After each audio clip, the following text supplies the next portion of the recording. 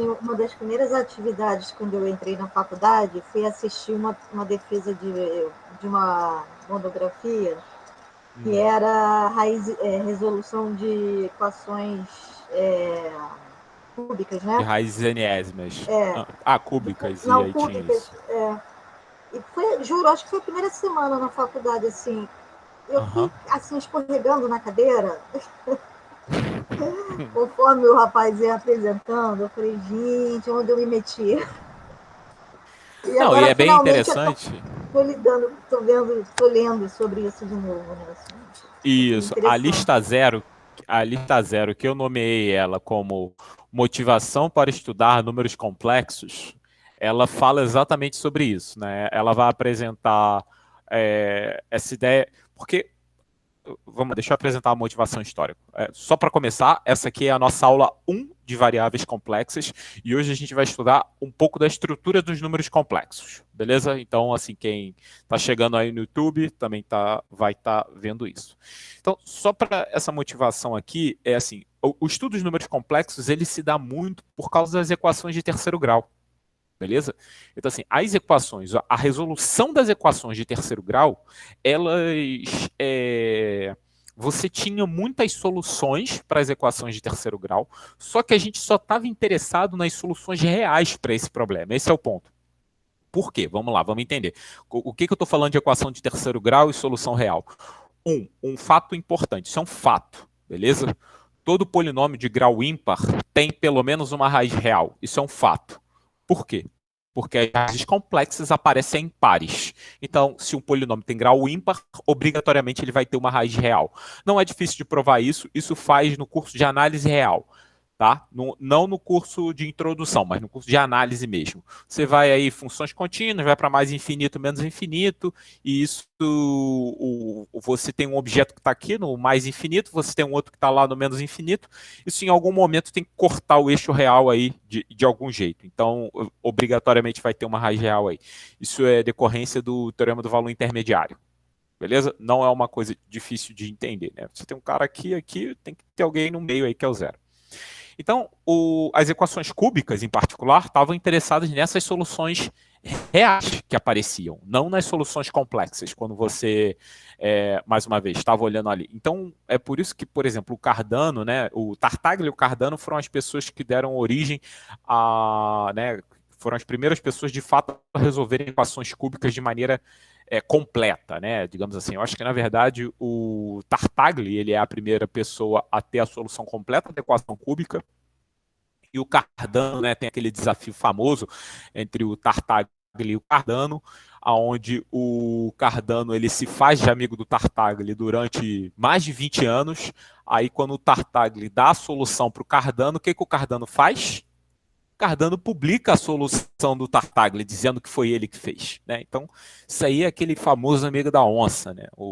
Só uma observação, o Cardano ele estudava muitos jogos de azar. Tá? Ele era professor de universidade e ele tinha essa questão de estudar jogos de azar e tudo mais, mas isso é uma outra parte da história da matemática.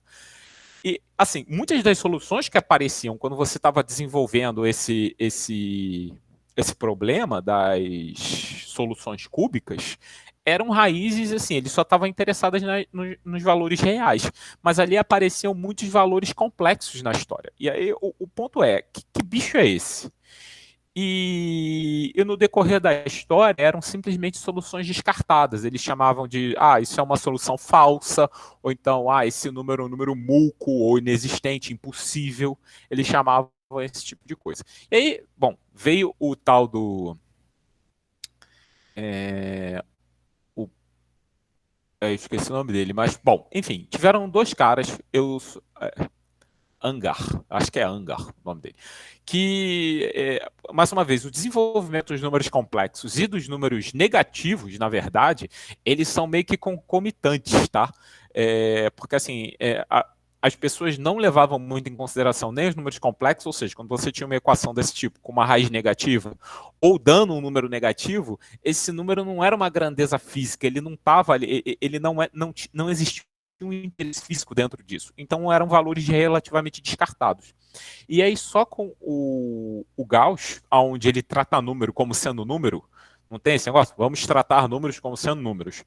E aí o Gauss faz uma carta, agora eu não recordo direito a data, mas está, por exemplo, no meu material de análise real, para quem fez comigo aí, se puder depois dar uma olhada, enfim, eu conto um pouco desse processo, onde o Gauss fala assim, não, gente, olha, número é número e está tudo certo, vamos trabalhar ele, fazer as 4 operações e multiplicar que está tudo certo. O Euler já fazia isso mesmo antes do Gauss falar. O Euler simplesmente ele tratava os números complexos como sendo um número qualquer. Ele levava em consideração lá o que é. Ele usava lá a raiz de menos um, a raiz de menos um tá ok, raiz de menos um ao quadrado dá menos um e bola para frente. E só depois que passou-se a usar a nomenclatura do i e tudo mais, né? Então, assim, o desenvolvimento dos números complexos, ele é muito mais por esse problema da resolução das equações de terceiro grau do que, eventualmente, dos polinômios quadrados, sabe? A coisa do x ao quadrado mais 1 igual a zero. Tá, ok, x ao quadrado mais 1 igual a zero. Aí tu gera o i. Assim, uma coisa que é relativamente fantástica, e aí foi o Euler que descobriu isso, e aí eu já vou apresentar, vou botar aqui a minha apresentação de tela para vocês.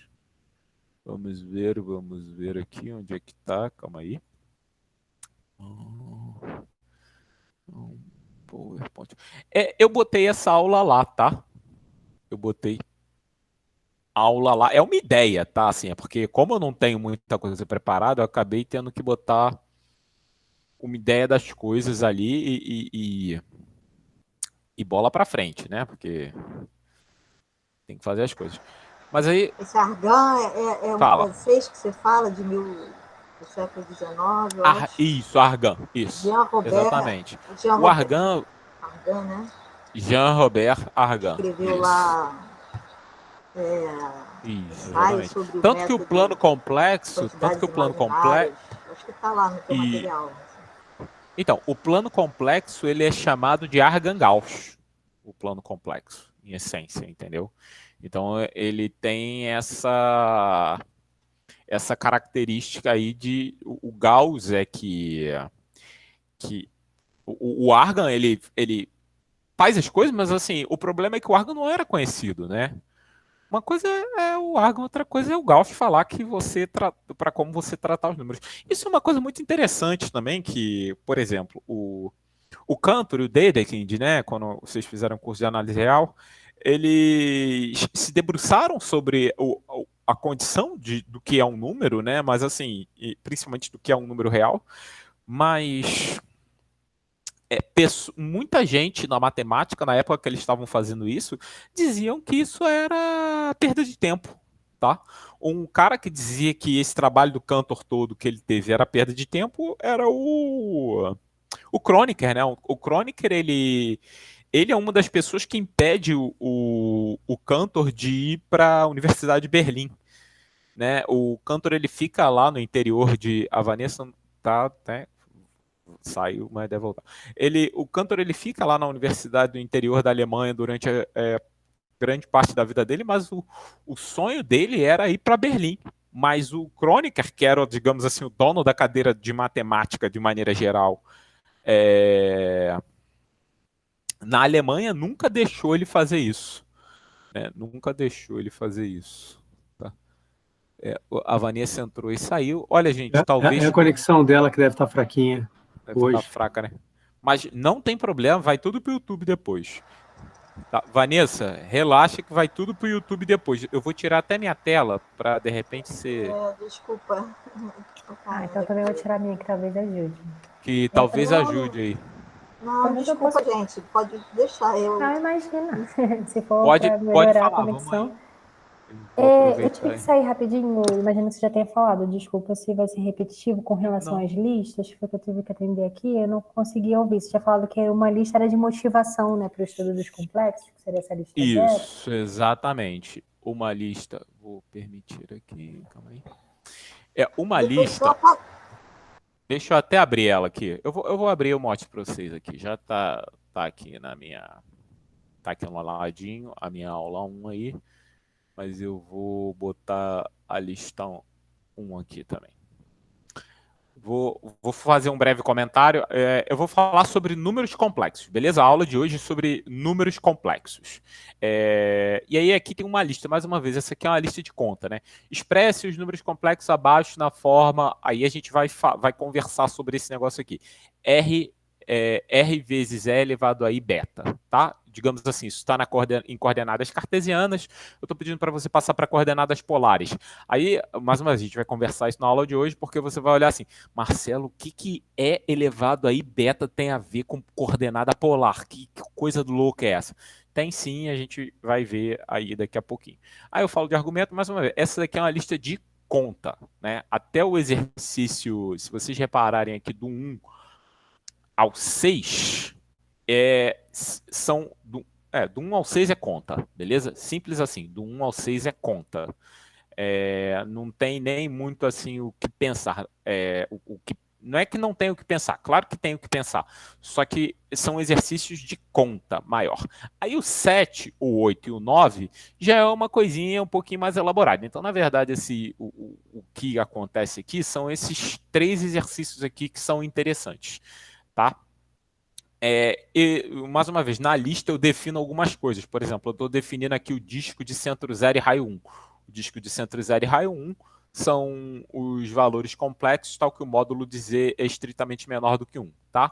E aí aqui, beleza, mas essa é a lista 1. Agora, a lista de motivação, deixa eu ver aqui, calma aí. Deixa eu ver onde é que isso tá. Isso tá aqui. Cartilha, gabarito. Não. Malmofíssimo. Engraçado, não tá aqui, né? Recente compartilhando. Tá, deixa eu abrir aqui minha pastinha que eu já abro. Ela tá falando em essência sobre raízes de polinômios e as raízes enésimas da unidade, tá? Em essência, ela é uma lista que está falando sobre esse tipo de coisa. E ela não é para fazer agora, ela é para entregar daqui a 15 dias só. Então, assim, você vai ter essa semana toda e a semana que vem. Essa lista aqui, apesar de estar longa, mais uma vez, apesar de serem 9 questões, as próximas listas provavelmente serão mais curtas, tá? Só que o que acontece? Eu preciso que vocês tenham um pouco, principalmente nessas 6 primeiras questões, que vocês adquiram e lembrem como se trabalha com um número complexo, entendeu? Então, assim, essa estrutura dele, ele tem determinadas características que eu gostaria que você entendesse. Exatamente isso. Gostaria que você entendesse um pouco dessa...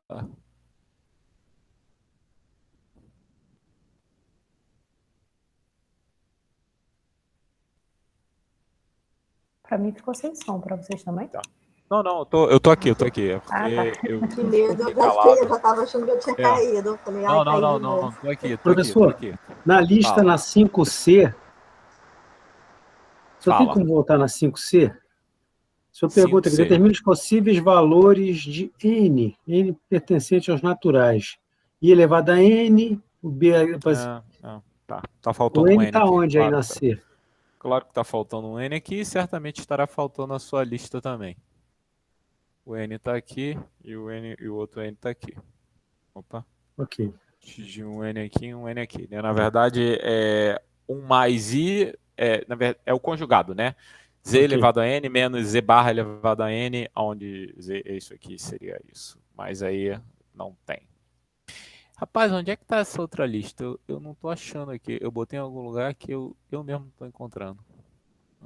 Acho que... Tá, com certeza é isso aqui. Eu chamei de EP1, né? Porque eu dei essa disciplina também no curso da EAD. Então, deixa eu aumentar agora isso aqui. Então, é exatamente um pouco daquela história, né? Que eu comentei sobre o Cardano e o Tartaglia, e aqui eu apresento as soluções, é isso que a Vanessa estava falando, né, agora há pouco, que as soluções das equações de terceiro grau,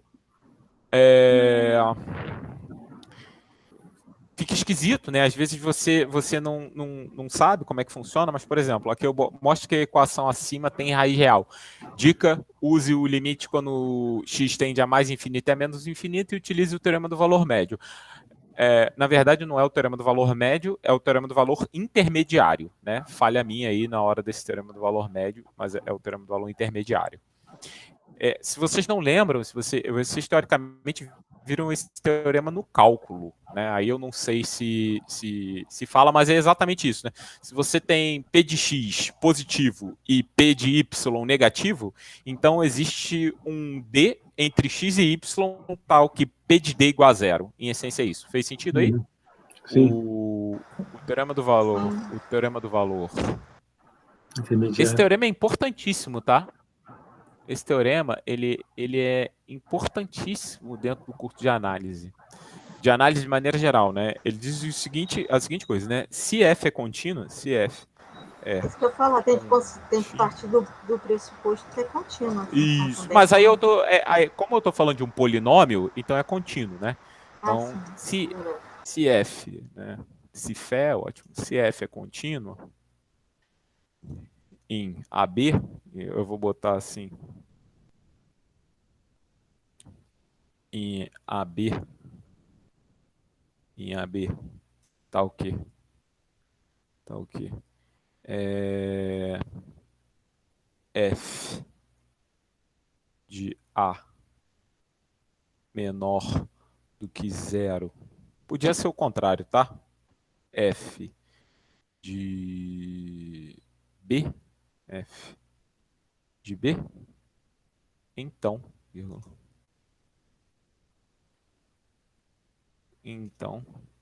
existe um C barra em AB, tá o quê? Opa. Tá o quê? F de C é igual a zero, tá? É igual a zero. Em essência é isso, né? Se F é contínuo em AB e você tem esse tipo de coisa, então existe um C tal em AB tal que F de C é igual a zero. Assim, a rigor, aqui pode ser um D, tá? Pode ser um D, e aqui a gente diz que F de C é igual a D, tá? Isso aqui é o teorema do valor intermediário, tá? Esse teorema ele foi provado pela primeira vez pelo Weierstrass, mas apesar de ter sido provado pela primeira vez pelo Weierstrass, a demonstração do Weierstrass estava incompleta. E isso foi um marco no curso de análise também, no decorrer da estrutura do pensamento do que é análise, né? E o Darboux, vocês já ouviram falar do Darboux? Alguém já ouviram ou não? Não? Não. Nunca ouviram? Teorema de Darboux? Nunca ouviram? Teorema de Darboux. Vocês fizeram curso de análise real, né? Teoricamente com o Michel aí, né? A única que está fazendo é a Pamela. Isso. A única que está fazendo aqui é a Pamela. Talvez o Carlos também esteja fazendo, né? Mas enfim, a Vanessa e o Pedro fizeram. Existe um teorema chamado Teorema de Darboux, que ele fala mais ou menos isso no conceito de derivada, tá? Só que o Darboux também prova o teorema do valor intermediário, ele na verdade refaz a prova do Weierstrass para o teorema do valor intermediário. E isso é considerado um marco na estrutura do pensamento do que é de fato uma demonstração. Porque, mais uma vez, ele corrigiu o Weierstrass, ele não corrigiu qualquer pessoa, né? Então isso é uma coisa particularmente bem interessante. Tá? Então, só fiz esse comentário aqui, mas a gente estava vendo só essa lista aqui, na verdade, né? Calma aí, deixa eu ver, a lista está aqui. Essa lista aqui. E aí, mais uma vez, você vai ver no decorrer dela que o objetivo é que você ganhe um pouco de entendimento de como resolvem as equações de terceiro grau, né? Esse exercício 1 é exatamente para isso. O exercício 2, e aí vocês vão ver essas raízes mega esquisitas aqui, mas não tem problema, tá? E aí eu conto um pouco da história desse processo, e aí é por isso que a lista está aí para vocês fazerem um pouco. Esse exercício 2 aqui, eu não vou fazer ele mesmo, ele está aí para vocês pensarem um pouco sobre ele, resolverem algumas questões, isso é interessante. mas eu vou comentar ele na aula de hoje, né? A gente vai falar sobre ele na aula de hoje. Que é exatamente que o R2, você consegue definir uma soma e um produto em R2 e ele se torna os números complexos, né? E o exercício 3 é esse que eu comentei com vocês sobre as raízes enésimas da unidade. Aí, com relação a esse exercício 3, eu tenho uma observação que eu acabei de colocar aqui, ó, material de apoio, GeoGebra. Eu estou procurando, ainda não encontrei muitas coisas aí, mas eu estou procurando alguns aplicativos de apoio no GeoGebra, tá? Então, por exemplo, esse aplicativo aqui de apoio, ele escreve para a gente as raízes da unidade, ele apresenta aqui, ó, no quadrinho, né? Vocês estão vendo aí, ele vai apresentar para vocês as raízes da unidade. As raízes enésimas de qualquer cara. Então, por exemplo, se eu quero a raiz enésima de 1, então eu venho aqui e coloco 1, porque a parte real de Z é 1. Aí eu venho aqui no outro, que está π também, eu coloco 0. Então, ó, tá vendo? Aqui embaixo está aparecendo o número. Eu não sei se vai dar para ver. Talvez aqui dê agora. Né? Agora ficou claro. Aí vocês estão vendo aqui, ó. Ele está apresentando essas 5 raízes aqui. São todas as raízes de z elevado à quinta mais 1. Ele faz isso com qualquer raiz. Você bota aqui parte real, parte imaginária, o número de raízes. Vamos aumentar aqui o número de raízes. Eu vou botar, sei lá, 8. Aí, ó, viu? Botou as 8 raízes aí. Plotou as 8 raízes pra gente. Tá? Eu posso mudar o valor que está aqui? Posso, mas assim, como eu estou trabalhando um pouco com raízes da unidade, então isso aqui talvez seja interessante para entender a estrutura do que está acontecendo, né? Então, você vê que as raízes enésimas da unidade é um negócio meio doido. Olha só o que está acontecendo aqui. Óbvio que uma raiz é 1, claro, mas e as outras 7 raízes? Quem são? Aí estão todas elas aqui. A gente vai aprender a calcular elas hoje, tá? Mas eu botei o aplicativo aqui só para vocês terem ciência. Depois eu vou colocar outros aplicativos, tem umas coisas interessantes, mas está lá, ó, material de apoio GeoGebra, beleza? Tá, Roofs of Complex Numbers, tá? Então raízes de números complexos, tá? Para vocês, depois a gente ver como é que faz isso aí direitinho. Vamos voltar agora. Vocês têm alguma pergunta? Porque aí agora eu ia começar a aula, né, digamos assim, de maneira geral. Fala. Eu tenho uma curiosidade, eu até entendo de maneira geral, mas se falava muito da resolução de equações por radicais. Será que você podia conceituar isso para mim melhor? Posso. Quando você olha um polinômio, o que são resolução de polinômios por radicais? Talvez seja até melhor botar a outra lista aqui para vocês olharem. Vamos lá. Solução de polinômios por radicais. Significa, tá vendo aqui, esse polinômio do terceiro grau, significa que a solução do polinômio vai ser escrita em função dos coeficientes do polinômio. Por exemplo, um polinômio do segundo grau, as soluções dele, as duas raízes dele, podem ser escritas com base nos coeficientes a, b e c do polinômio, né? Que é aquele menos b mais ou menos raiz de b ao quadrado menos 4ac sobre 2a, né? Onde a, b e c são os coeficientes do polinômio. As equações de terceiro e quarto grau, elas também são solúveis por radicais, tá? E aqui, nesse exercício 1, eu estou apresentando para vocês, literalmente, que aqui eu acho que é aqui. Que aqui no exercício UE, né, você vai desenvolver as suas questões até chegar nesse item E aqui. E aí, esse item E, ele é a solução por radicais. Você pode olhar assim, pô, mas aí tu está usando P e Q, de onde é que vem isso? Ó, mas aqui eu digo quem é P e quem é Q, e todos eles dependem de A, B, C e D. Beleza? Então, assim, significa que as equações de terceiro e quarto grau, elas são solúveis por radicais. Essa história é uma história muito interessante, que ficou uma pergunta em aberto, né?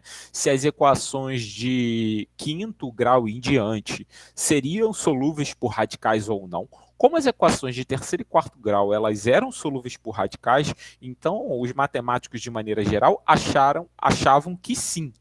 E aí vem essa questão interessante aqui, que todo polinômio, né, que essas raízes enésimas da unidade, de certa forma, não é que elas são solúveis, elas sejam solúveis por radicais, mas elas são muito simples de serem resolvidas. Então, quebra um pouco, ou seja, você consegue encontrar soluções de polinômios com uma certa técnica que só envolva os coeficientes dos polinômios, né, de grau grande. Você consegue fazer isso para alguns polinômios, mas não necessariamente para todos. Faz sentido o que eu estou falando, Pedro? Entendeu? E aí o ponto aqui é o seguinte: quando você tem quinto grau em diante, você não consegue resolver todos os polinômios, como aqui, né, a gente tem essa fórmula aqui para resolver equações de terceiro grau, você tem aqui no Brasil a fórmula de Bhaskara para resolver as equações de segundo grau, você não tem essas fórmulas para todos os polinômios de grau 5, 6 em diante. Né?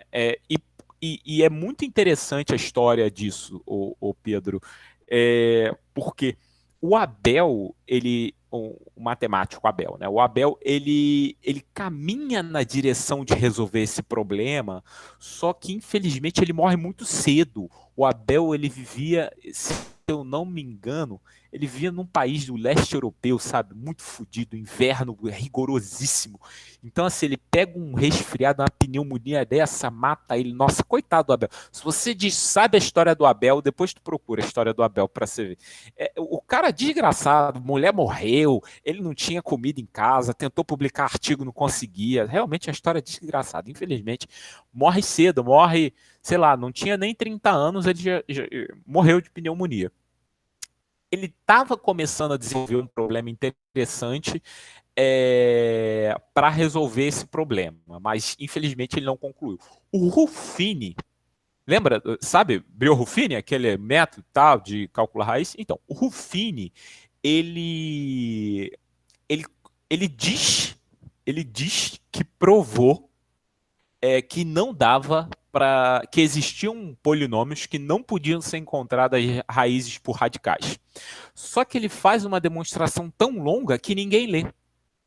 Para dizer que ninguém leu, o Abel leu. E o Abel reduz a demonstração dele e torna ela legível. Só que o Abel não consegue publicar. Olha, o Abel estava ferrado no leste europeu. Quem estava na Europa, ali na França, Cauchy, esse povo, não quis saber do trabalho dele. E um outro cara, e aí também morreu cedo, mas aí esse foi um gênio e resolveu o problema de maneira geral, foi o Galois. Galois resolve o problema de maneira geral e de forma muito elegante. Só que o Galois não escrevia bem. E ele escreve o trabalho dele de como ele resolve esse problema, entrega para diversas pessoas lerem, mas infelizmente por exemplo, o Cauchy, ele não leu o trabalho dele e perdeu. Na verdade, o Cauchy era meio egocêntrico, assim, quando você lê as histórias, você entende que ele era muito egocêntrico e estava um momento meio esquisito na França. Né? A França estava passando pelo... Napoleão estava tomando conta de tudo, estava mandando matar gente, caçar, estava um certo problema, e o Cauchy tinha umas ideias, não queria se envolver tanto em política e tudo mais, então ele preferiu sair da França nesse período. E aí ele acaba perdendo algumas coisas, e dentre essas coisas o trabalho do Galois estava incluso nisso. Ele envia para a Polytechnique trabalho para algumas outras pessoas lerem, se eu não me engano, uma delas é o D'Alembert. O D'Alembert não entende o que o Cauchy faz. Simples assim. Simples. D'Alembert simplesmente lê aquilo e fala assim, eu não sei matemática, eu não sei essa matemática que você está escrevendo aí. E simplesmente ignora o trabalho dele. Enfim, ele acaba morrendo, ele era uma pessoa meio problemática, entendeu? Meio esquentada e tudo mais. Ele se envolve numa briga de bar. Reza a lenda, ele também era envolvido com política. Reza a lenda que ele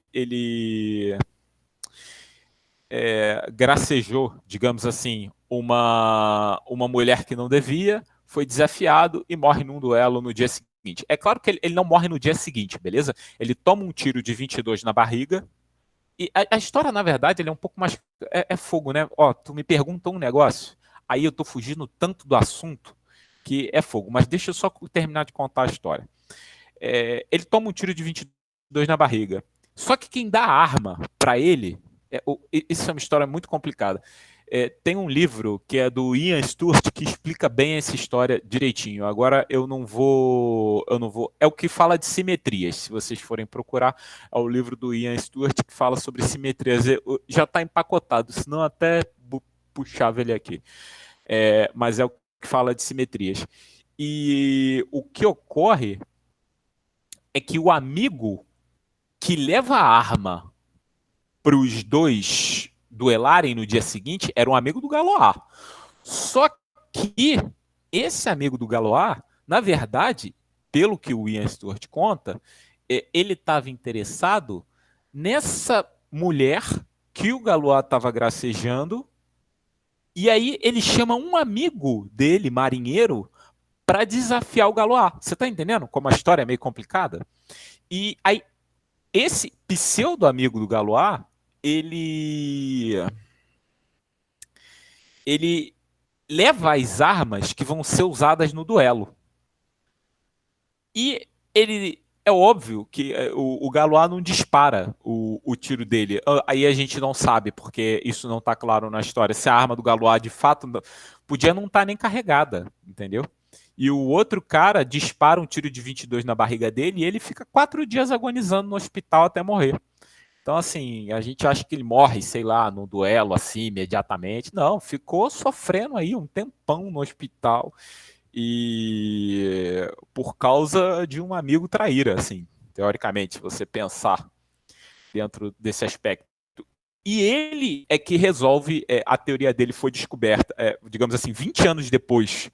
Os escritos dele são enviados para a universidade, né, para a Polytechnique de Paris, e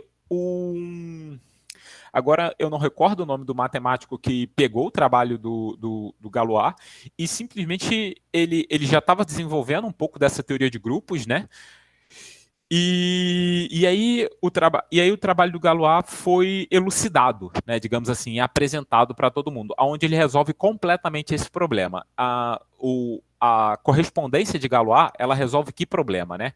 Os polinômios que são solúveis por radicais, ou seja, os polinômios que eles podem ser completamente escritos, bonitinhos, de grau 5 ou mais, ele mostra que quase nenhum polinômio tem essa característica. Assim, de grau 4, todo mundo de 2, 3 e 4, todo mundo é solúvel por radicais, mas de 5 ou mais, são apenas muito específicos os polinômios que são solúveis por radicais. Quase nenhum polinômio de grau 5 ou mais é solúvel por radicais, né?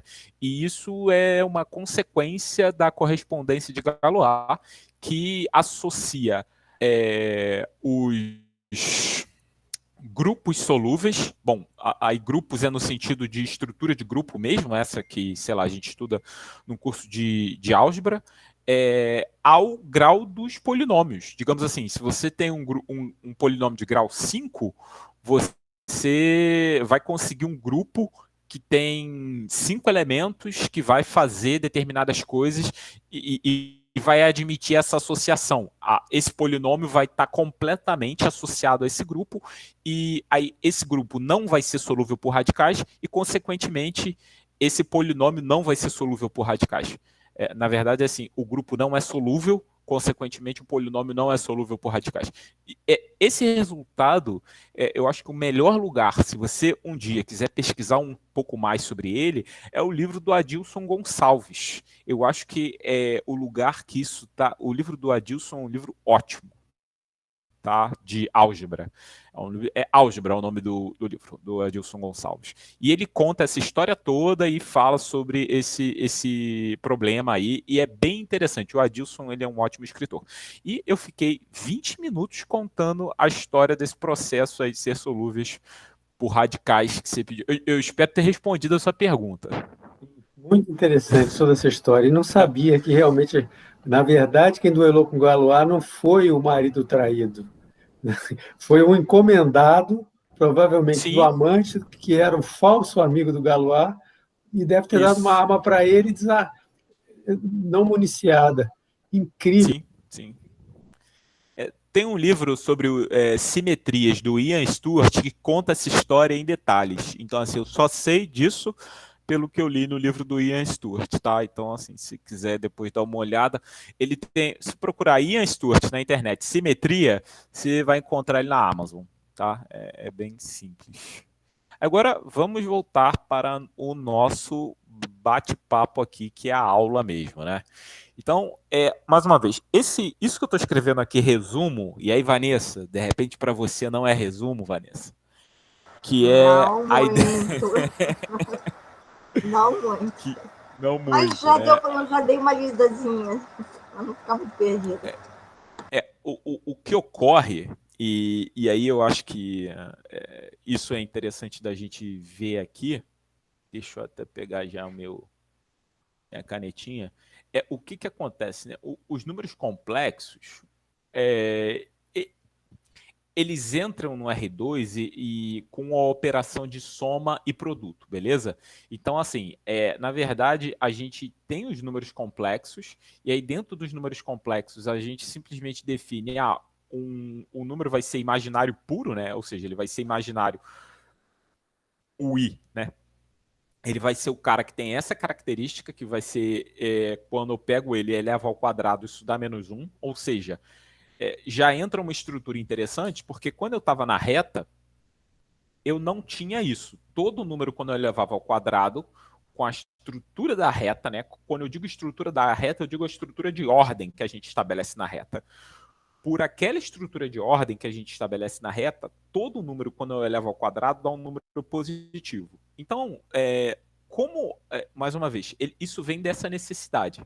A necessidade é que eu passo a encontrar a raiz de números negativos. Opa, quem saiu? Eu parei de apresentar, né? Então, vou voltar a apresentar.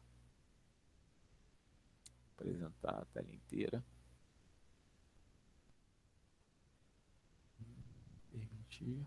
Ok, voltamos. Então, assim, a gente já tinha a ideia... Eu não voltei a apresentar, né?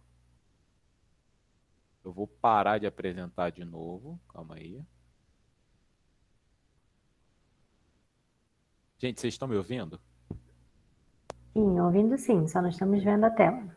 Tá, não, é porque eu não sei o que está acontecendo, que eu não estou conseguindo apresentar. O que eu faço aqui? Eu vou... Agora eu foi. acho que está indo. Beleza, tá indo, tá indo. Tá, mas foi a tela errada, né? Não, Porque para mim não está vocês... aparecendo nada. Então, tava aparecendo a minha cara. Isso. Exatamente. Mas é porque eu dou aula com duas telas. Aí eu mando apresentar a segunda tela, entendeu? E aqui eu mandei apresentar a primeira sem querer. Então, vamos lá, já mandei apresentar aí a segunda tela, vamos ver. Ó, já tá indo. Tá, Foi, então, professor. beleza. O que acontece? A gente já viu que é a questão dos polinômios, que eu preciso de um cara desse tipo, onde a raiz quadrada dele dá 1. E a pergunta, talvez que seja mais interessante, é assim, mas será que isso comporta todos os números? A gente vai ver posteriormente que sim, ou seja, se você pegar a raiz quadrada, né, que foi exatamente o que eu perguntei a vocês, a raiz quadrada de isso pode ser escrito como sendo A mais... Eu vou entrar novamente, desculpa interromper, porque eu não estou vendo a tela. Está aparecendo para mim, acho que é um problema aqui. Opa. Então, mas todo mundo está vendo? Sim, Eu estou vendo. Tá, beleza. Assim, isso foi uma das perguntas que eu fiz para vocês, né? Que é assim, como é que eu faço isso aqui, né? Quem vai ser o número de tal forma? Se todo número pode ser escrito dessa forma, então raiz de i não existe. Raiz de i pode ser reescrito para ser a mais bi. E esse foi um dos exercícios que eu pedi para vocês fazerem. E aí eu tenho, né, a gente consegue definir uma estrutura de soma. Mais uma vez, eu caracterizei tudo como sendo função, tudo bem? Vocês podem perceber aqui que tudo, né, tudo... Opa. Tá aparecendo a tela para todo mundo? Tá, Vanessa. Vanessa. Para você tá aparecendo o quê? Nada. Aparecendo a cara... Nada? A sua foto, a foto de todo mundo só. Mas a gente não está em nenhum cantinho, não tem nenhum cantinho que está apresentando. Às vezes aparece o meu quadrinho em algum canto, não tá? Vanessa, você está no celular ou no computador? Eu estou no computador. Isso porque eu dei uma turbinada na minha internet. Vê aqui em pessoas, clica em pessoas do lado do chat, e aí deve ter um nome Marcelo Apresentação. Aí tenta fixar essa tela. Pamela, não sei se foi isso, mas você achou, resolveu, tá Ah, aparecendo. que bom. Que bom. Obrigada. Nada. Obrigado, hein, Panão. Desculpa, Marcelo, interrompi, tá? Nada, Vanessa. A gente tem que resolver o problema. Esse é o mais importante. Pois é, não estou entendendo. É porque essa nova estrutura do Google, né, ela ficou um pouquinho diferente. Só vou fazer um comentário aqui. Ó. Eu coloquei toda a estrutura de soma e produto como sendo função. Por quê? Teoricamente, a gente já estudou função de conjuntos e a gente já sabe o que é cartesiano. Então, eu defini a soma nos números complexos bem semelhante àquilo. Eu não sei se é assim que vocês fazem álgebra linear, mas assim, geralmente é assim que eu Marcelo, defino no curso de álgebra linear. Então, dados dois números complexos Z e W, onde Z é A mais BI e W é X mais YI, a soma vai ser a soma de cada coordenada. E o produto, a gente faz a conta para dar certo, né? Simplesmente você pega e faz a conta, sabendo que I ao quadrado é igual a menos 1, você faz a conta e aí você vai encontrar que isso vai dar AX menos BY mais I que multiplica BX mais AY. E aí eu tenho umas continhas aí que a gente faz, tá? Tem calculadora disso, tá, gente? Ó, se vocês forem procurar na internet, é claro que tem o GeoGebra faz isso, né? Eu vou abrir o GeoGebra aqui do lado. O GeoGebra faz isso, ó. É que tá aqui com essa tela, mas se eu pegar aqui o home do GeoGebra, e aí fica a dica aí, né? A calculadora do GeoGebra. Fica a dica aí até para vocês poderem usar, eventualmente, quando vocês estiverem fazendo alguma coisa. Se você escrever no GeoGebra 2 mais I, ó, ele já dá o ponto ali, ó, tá vendo? 2 mais I, ó, deu o ponto. Aí ele chamou de Z1. Aí o outro você chama, sei lá, de menos 1 mais 3i. Aí, ó, marcou os 2 pontos. Aí, beleza. Aí você faz o produto, ó. Você pode escrever aqui, ó, Z1. Opa, calma aí. Z1 asterisco, né, que é o produto no GeoGebra, né? Você vem Z1 asterisco Z2. Z2. Então, o GeoGebra já faz, ó. Beleza? Ó, Z1, Z2, Z3. Tá aqui. Beleza? Tá bom? Então, sem muito mistério, GeoGebra trabalha. Se você botar aí no GeoGebra, ele já reconhece que é número complexo, você consegue fazer qualquer produto aí. Ah, aí tem umas coisas interessantes, hein? Tem um negócio aqui que é ANG, ó. Calma aí. Calma aí. Ângulo. Angle, aí deixa eu botar aqui, ó, Z1. Z1. Opa, calma aí. Ah, tá. Vou botar aqui Z1. Esse ângulo aqui é interessante para a gente definir depois a função argumento. Tá? Ó, escrever aqui, ó, ângulo Z1. Beleza? Ó, ângulo Z1. Aí, ó, já deu o ângulo aqui, tudo bem? Tá? Se eu escrever ângulo Z1, venho aqui, vou... Ele tá irradiando também, não? Ele tá... Não está irradiando não, mas grau. você pode trocar... Ele está em grau, mas você pode trocar para radiano aqui, ó. Você tem algum lugar aqui que você pode trocar para radiano. Pedro, tem mais uma vez, tem algum lugar aqui que você pode trocar para radiano. Calma aí. Será que não é ali no avançado, não? Lá em cima? Pode ser. Calma aí. Green, Remove, 3D, 2D, Álgebra, Symbolic, Script, Color. Tá. Eu não tô achando. Eu acho que você passou por ele no Advanced mesmo, Marcelo. Vai no Advanced outra vez. Aí, aqui, ó. Não, aqui é Red, não, aqui é Red. Não tem nada a ver, são as cores. Não, Red, Green, Blue e... Blue. Opa, aqui. Accept. Não sei. Depois tem que ver direitinho, mas eu sei que dá sim, tá? E aí, por exemplo, você pode colocar só o nome, né? Vou botar aqui só alfa, bom, pronto. Então aqui ainda mostra o ângulo bonitinho que ele tá e tudo mais. Tem como fazer isso sim, é porque eu não sei fazer isso, tá? Mas assim, tem como fazer com certeza. E aí é bem bonitinho. Então, para usar o GeoGebra para fazer determinadas coisas, a calculadora de número complexo tá aí, faz tudo, sem muito problema. Então, vamos voltar para cá. Então, essas continhas estão todas ok. Recomendo que você que esteja com um pouco de dificuldade, por exemplo, para resolver alguma coisa da lista, né? Por exemplo, tá aqui, determinar, né, se I é elevado a N, esse cara aqui, a divisão elevado a N. Cara, bota no GeoGebra e manda ele fazer conta para ver qual é, entendeu? Ó, mais uma vez, se eu botar aqui, né, vou escrever aqui assim, Z1, Z1, aí divisão, né? Divisão Z2. Ele faz aí, ó. Tá aí, ó. Tá? Marcou aqui para mim Z1 vezes Z2. Tá? E aí marcou aqui o Z4, beleza? Sem problema nenhum, tá? Então, tem a forma polar também, tá? É porque, assim, eu sou meio a negação. Tô começando a tentar entender como é que funciona o GeoGebra. Mas se você botar a forma polar, ele faz tudo, tá?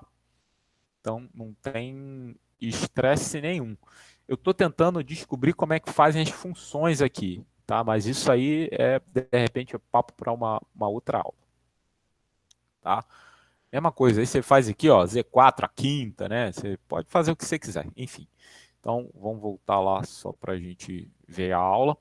Bom, e aí, o que eu tenho de interessante, né, esse símbolo aqui, né? O que é esse símbolo aqui? Eu não sei se vocês usam esse símbolo aqui, mas esse símbolo aqui eu estou dizendo o seguinte, eu estou dizendo que dá para definir uma operação de soma e produto em R2, de tal forma que o R2, com essas operações de soma e produto, ele vai ser uma cópia dos números complexos. Em outras palavras, isso vai deixar claro que o plano que a gente conhece normalmente do R2, ele é, na verdade, o plano complexo, né, com uma estrutura. E aí aqui, né, a gente faz a estrutura para dar certo, né? Você pode verificar aqui que esse cara aqui é exatamente igual a esse, né? Ou seja, a primeira coordenada em R2, ela é a parte real, e a segunda coordenada é a parte imaginária, né? Exatamente o que está aqui, né? A parte imaginária, né? Bonitinha. Então não tem o que tirar nem pôr. E vem essa proposição aqui. O que é corpo? O que é corpo? A palavra corpo, assim. Tal conjunto é um corpo. Faz sentido isso? Faz sentido? Vanessa, Carlos, Pamela. O Pedro, Sim, eu é um nem conjunto conto. que. Só vou fazer essa observação. O Pedro, eu nem conto que o Pedro já fez análise no RN. Então, eu perguntar para ele o que é corpo é chovendo molhado. Mas o restante, responde aí para mim, Carlos, o que é corpo? É um conjunto que atende a algumas propriedades. Você lembra das propriedades? Eu vou demorar um pouquinho para lembrar de todas, mas assim, computatividade, associatividade, da soma e do produto. Eu não vou lembrar de todas. Elemento neutro da multiplicação, elemento neutro da soma, né? Ele tem todos esses carinhas aí, beleza? Então, eles satisfazem essas condições aqui, tá? Então, tanto o C mais ponto é corpo, quanto o R2 mais ponto é corpo. Eu estou chamando de mais ponto no sentido de soma e produto, beleza? E eu não vou entrar no mérito do que é isso, porque eu acho perda de tempo e a gente tem que chegar num lugar mais interessante, tá? Mas eu pedi para vocês mostrarem lá no exercício daquela lista, né, assim, um pouco mais divertida, digamos assim, eu pedi para vocês mostrarem que esse conjunto aqui é um corpo, tá bom?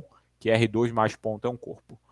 E eu também pedi para vocês mostrarem que isso é um homeomorfismo. O que é um homeomorfismo? Alguém lembra aí? Sugestões? Pamela? Tem que lembrar da aula da Raquel. Só eu que fiz álgebra com a Raquel? Algum de vocês chegou a fazer, não? Para educação básica? Não, álgebra abstrata. Não. Álgebra. Nem sabia que a Raquel dava álgebra. Ela deu álgebra no período. Ó, um homomorfismo? É homeomorfismo, né? Não homomorfismo, porque são coisas diferentes, tá? Isso aqui tá errado. É homomorfismo. Não tem esse E aqui. Tá? Falha minha aí, não tem esse E aqui. Pamela, tá por aí? Pamela, por aí? Oi. Você lembra o que é um homomorfismo? Ah, não está conseguindo, tá? Deu problema. Beleza. Um homomorfismo, ele vai ser aquele cara que satisfaz essa condição aqui, tá? Eu vou chamar de Z aqui, tá? De Z vezes W é igual a φ de Z vezes φ de W. Beleza? Isso é um homomorfismo. Rapaz, agora eu estou em dúvida se é homo ou é homeo, mas eu acho que é homo. Mas quando, por exemplo, isso que você falou aí, você faz uma operação, por exemplo, nos inteiros, e o resultado dá um inteiro. Não é isso. Você mantém as propriedades. Assim. Isso, na verdade é mais do que você mantém a soma e o produto. Eles se mantêm. Isso. Beleza? Isso é o que eu estou chamando de... É homeomorfismo mesmo. Esse negócio tem um E aqui. Esse negócio tem um E aqui mesmo. Eu ia até perguntar se eu na acho lista que é anterior homo que você mesmo, fala... professor. Acho que é homomorfismo mesmo. Não, acho que é sem o E, não? Acho que é homomorfismo mesmo. É quando tem o φ da soma, né, vai ser igual o φ de x mais φ de y, é uma explicação. É porque homeomorfismo tem também em matemática, que um homeomorfismo, eu tenho mais uma vez, o com E ali é uma função contínua com a inversa, é uma função contínua e bijetiva com a inversa contínua e bijetiva. Beleza? Isso é um homeomorfismo. Um homomorfismo. Não, o que eu estava falando era homomorfismo, aquilo que eu estava falando. Assim, mantém as propriedades topológicas, né?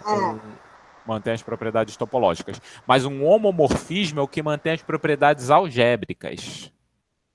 E aí, né, seria isso aqui, ó. Φ de W. Tá? Um homomorfismo é o que mantém as propriedades algébricas. Então, assim, que mantém as propriedades algébricas é um cara que tem que levar a soma na soma e o produto no produto. Beleza? Então, essa função aqui que eu defini aqui embaixo, que leva o par ordenado AB em A mais BI, ele é a função, né, mediante essas operações que eu apresentei aqui em cima, que satisfaz essa condição de levar o produto no produto e a soma na soma. Tá? Então, isso significa que, do ponto de vista matemático, esses conjuntos são indistinguíveis, que esses conjuntos são iguais. Tudo bem? Aí aqui eu coloquei umas coisinhas aqui, tá? Umas coisas do GeoGebra. Observação. Marcelo, posso tirar só uma dúvida rápida? Quando Pode. você pede na outra lista para provar que é um corpo, na verdade, o Carlos mencionou aí, né? Que acho que são 6 ou 7 propriedades. Mas, são na verdade, 10. São 10. Mas a gente só precisa, se eu não me engano, se não me falha a memória, provar a soma e o produto, não é? Não. Você só precisa provar a soma e o produto se for um subcorpo. Né? Exatamente. Se for um subconjunto de algo que você já sabe que é corpo. Então, para você provar que é corpo, você tem que provar... São 10 propriedades, né? Que são 4. Ou eu provo que é um subconjunto, prova, né? Se eu provar mas que é um subconjunto, não precisa provar nada. Mas é um subconjunto de quem? Sim, entendi. Então tem que provar as 10 mesmo. Eu acho que... É porque, assim, pode se considerar 9. São 4 da soma, associatividade, comutatividade, elemento neutro da soma e inverso, beleza? Da soma. São essas 4. E são mais 4 do produto. E a distributividade, que é a propriedade que junta as duas. Então, dá 9 propriedades. Tá? Mas, olha, caso... Assim, é bom fazer, né? Assim, porque, enfim, tira um pouco a ferrugem, né, dessa coisa da escrita e não é uma coisa de todo mundo fazer.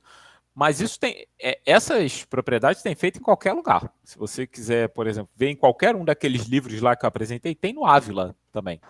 Se quiser depois dar uma olhada lá, ela é bem tranquila. Tá? E aí vem essa observação 2, né, que é exatamente essa conversa que a gente teve aqui. E aí isso é uma coisa um pouco abstrata. Eu vou até olhar para minha cara, que vocês olharem para minha cara, que é um negócio meio abstrato. Abstrato em que sentido? O C é um plano, correto? Mas qual a dimensão de C? A dimensão no sentido de espaço vetorial, que vocês acham?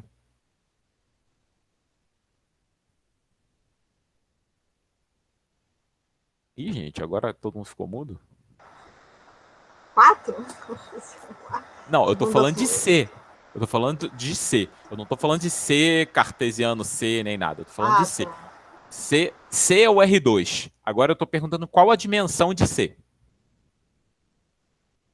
No sentido de espaço vetorial. O que vocês responderiam? Pamela vai escrever, né? Calma aí, deixa eu ver aqui o que ela tá escrevendo aqui. 2. E aí? Vocês a Vanessa acha que é 2. Pedro, tem alguma opinião aí sobre isso? Se tem a ver com aquelas projeções. Voltando lá no homeomorfismo. Ah, tá. Voltando aqui. Depois a gente... Dos dois. Aham. Né? Então, o que vale para um, vale para outro. Eu acho que realmente está em 2, né? No espaço vetorial de 2 dimensões.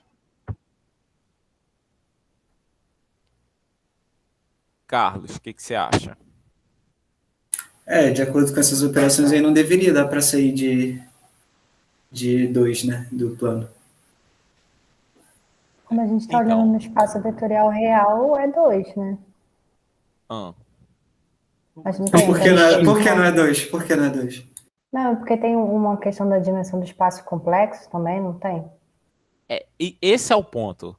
Você enxerga uma coisa em 2 dimensões e você se acostumou você enxerga algo, não vou chamar de 2 dimensões não, vou chamar de 2D, mas esse D aí tem que tomar cuidado.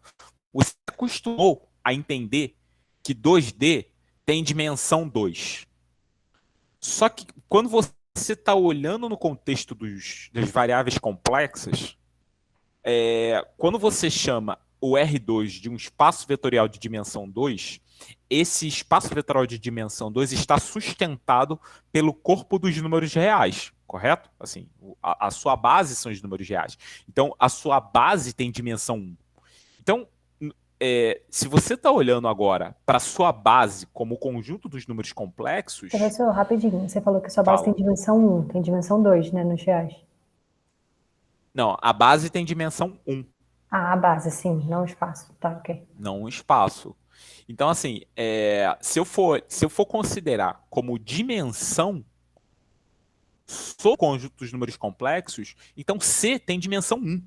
Então, você está vendo uma coisa que é 2D, mas, na verdade, isso é uma dimensão no sentido de espaço vetorial. Então, isso pode parecer um pouco abstrato no início, e realmente é, porque você está vendo uma coisa que é 2D, só que esse 2D agora, ele, na verdade, ele é uma dimensão do conjunto dos números complexos. O conjunto dos números complexos, ele te possibilita uma visão mais ampla do que está acontecendo. E aí, uma coisa muito interessante disso que eu estou apresentando para vocês aqui é o seguinte: se você fosse olhar Tem um vídeo, eu vou depois botar um vídeo para vocês verem. Na verdade, eu vou botar agora o vídeo para vocês verem aqui. Deixa eu ver. Imaginary Numbers, né? Ó, vou botar um vídeo aqui para vocês verem. Que esse vídeo é fantástico. Eu só vou botar as primeiras palavras, tá? Eu depois vou disponibilizar. Eu depois vou disponibilizar, mas o que eu quero que vocês vejam é uma imagem. Que faça com que vocês entendam um pouco mais do que está acontecendo com a questão dos números complexos, tá? A imagem é a seguinte. Eu vou botar aqui no silêncio. Ó, você está vendo uma parábola aqui. E essa parábola, por exemplo, x² mais 1, ela não possui raízes reais, certo? Então, quando você olha ela nos números reais, você olha desse jeito aqui. Eixo x, eixo y, você tem esse cara aqui, ele não tem solução. Só que quando você olha para os números complexos, esse cara tem duas soluções, que é o i e o menos i.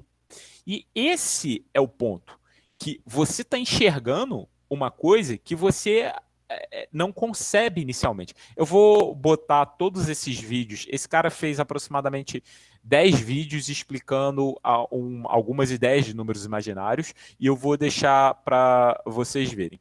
E uma das ideias que eu achei brilhante, na verdade, para a ideia de número imaginário aqui que ele está apresentando para a gente, é exatamente essa daqui. Eu avancei um pouquinho, só para vocês terem uma ideia. Você está olhando a folha de papel. Só que quando você olha os números complexos, você tem que entender que C2, ou seja, f de x igual a x² mais 1, ou seja, f de z igual a z² mais 1, lembra aquela conversa que eu tive com vocês? Isso, na verdade, é um objeto em 4 dimensões, não é um objeto em 2 dimensões, né? Se você for olhar o gráfico disso. Então, assim, ele aqui vai fazer uma apresentação só para vocês terem uma ideia da sutileza do que está acontecendo, que eu achei a melhor coisa do mundo. O que está acontecendo, na verdade, é isso. Você, na nossa deficiência de enxergar uma única dimensão, a gente está vendo isso aqui. Só que as duas raízes desse objeto aqui estão no eixo imaginário. Então, digamos assim, se você puxar o eixo imaginário, vamos fazer assim, eu vou puxar o eixo imaginário aqui e vamos ver o que vai sair. Se eu puxo um eixo imaginário aqui, mais uma vez, ainda tem uma dimensão que eu não estou vendo aqui, que é a dimensão real, né? Digamos assim, que eu estou puxando o eixo imaginário, mas ainda teria uma espécie de dimensão real que eu estou me perdendo aqui. Então, só de puxar, porque esse cara aqui tem duas raízes complexas, que é o i e o menos i. Então, o que ele fez? Ele puxou o eixo imaginário. Então, aí, ó o que ele está vendo agora, beleza? Então, depois eu deixo o vídeo aí para vocês olharem, que assim, essa é a grandeza dos números complexos. A gente não enxerga isso aqui. Quando eu digo assim, não tem solução real, quando eu dizer, não tem solução real. Ok, não tem solução real, mas olha só, esse objeto aqui, na verdade, ele é uma onda, ele não é uma parábola, né? Se você olhar isso no contexto de números complexos. Então, era só isso que eu queria dar uma ideia do que acontece quando a gente está trabalhando com os números complexos, né? Ou seja, se você tentar olhar a dimensão, né, por exemplo, do gráfico de uma função complexa, é muito difícil, porque é algo em 4 dimensões. Aqui, ele pegou, digamos assim, o eixo imaginário e subiu só para a gente ter uma ideia do que está acontecendo, tá? Ele pegou o eixo imaginário e subiu só para a gente ter uma ideia do que está acontecendo. Depois, mais uma vez, eu vou fazer uma tarefa, na verdade, eu vou fazer uma tarefa com essa sequência de vídeos aqui. Vocês podem, eu já verifiquei, né, uma coisa importante, porque esse vídeo está em inglês. Então, eu já verifiquei que se você clicar aqui na legenda, né, você vai em legenda. Quando você apertar a primeira vez, se você nunca fez isso, vai aparecer uma legenda em inglês, tá? E aí você vem aqui em configurações, aí tá aqui, ó, legendas, você vai em legendas, e aí tem um traduzir automaticamente, aí você escolhe. Aí aqui, escolhi lá o meu portuguesinho, né? Você pode escolher português, o meu português estava em português de Portugal, vem aqui, português Brasil, então tá ótimo, ó, já tá em português brasileiro aqui para vocês darem uma lida. Eu vou colocar essa sequência de vídeos aqui, de repente no decorrer do curso, né, para a gente ver alguns outros vídeos desses, são algumas coisas interessantes que podem fazer com que a gente traga um pouco aí esse contexto de números complexos, algo bacana, né? Então, só para deixar claro aí essa maluquice que está acontecendo. Vocês entenderam a questão da dimensão?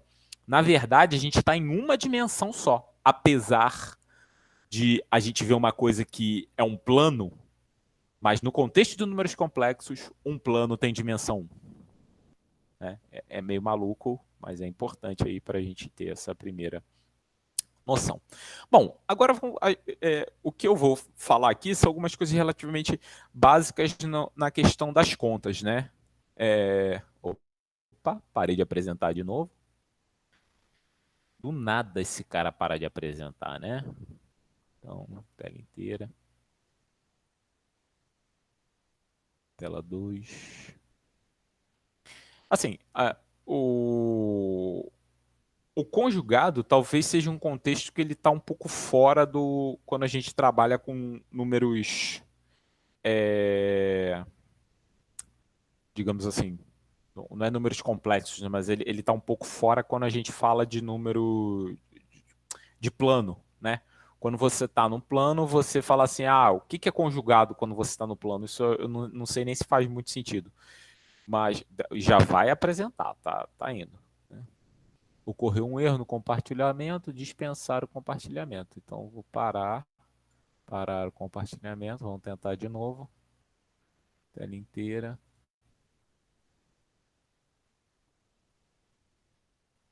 Permitir. O que é o conjugado? O conjugado é simplesmente você olhar para o simétrico com relação ao eixo X. Beleza? Que é exatamente esse cara aqui, ó. O simétrico com relação ao eixo X, isso vai ser o conjugado de um número complexo, tá? Então, geometricamente, você tem Z, conjugado de Z vai ser isso daqui. O módulo de Z vai ser o módulo em R2, né? Você tinha lá o módulo de R2, ou seja, você é um par ordenado AB. Qual é o módulo desse cara? Qual é a norma desse vetor? A norma desse vetor é primeira coordenada, é raiz quadrada da primeira coordenada ao quadrado mais segunda coordenada ao quadrado. O que a gente tem de interessante aí é que esse valor é exatamente igual a Z vezes Z barra. Então, raiz quadrada de Z vezes Z barra é o quê? Norma de um vetor de dimensão 2, que é A ao quadrado mais B, raiz quadrada de A ao quadrado mais B ao quadrado. Então a gente define as coisas para darem certo, não tem muito mistério. O inverso de um número complexo qualquer. O inverso de um número complexo qualquer, ele é 1 sobre Z. Bom, como a gente não é que a gente não costume botar 1 sobre Z, mas a gente não falou que ia escrever todo mundo da forma A mais BI? Então, para escrever todo mundo da forma A mais BI, o número complexo, digamos assim, eu não posso ter um número complexo, não posso, entre aspas, né? Mas o número complexo ele não deveria estar no denominador. Eu deveria reescrever esse cara, né? Então, eu tenho um número complexo aqui em Z. Como é que eu reescrevo esse cara? Multiplico pelo conjugado em cima e embaixo, né? O módulo é uma função que vai dos números complexos na reta. Então, o que você vai ter é a norma ao quadrado no denominador, que é um número real, e no numerador você vai ter Z barra, ou seja, aquele número da forma A mais BI.